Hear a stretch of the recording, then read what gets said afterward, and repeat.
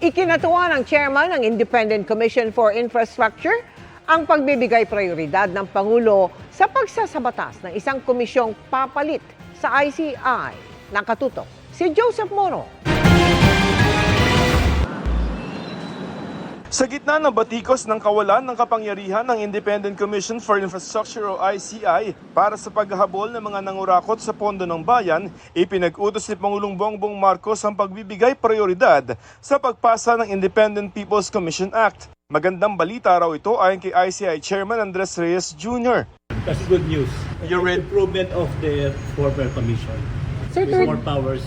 Sa mga panukalang batas sa Senado at Kamara, ilan sa mga kapangyarihang ilalagay sa bubuuing komisyon ay ang kapangyarihang mag-contempt o magparusa sa mga hindi susunod sa mga legal na utos. Maghain ng mga reklamo sa mga opisyal at taga-gobyerno na haharang sa investigasyon.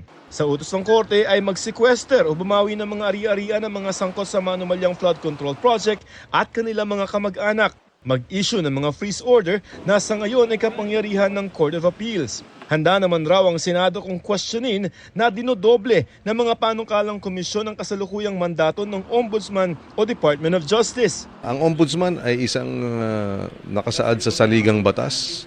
Ito naman ay creation of law. So ito ang pagkakaiba nito. Matututukan talaga itong problema ng infrastructure at pag-iimbestiga rito. So yun ang kaibahan.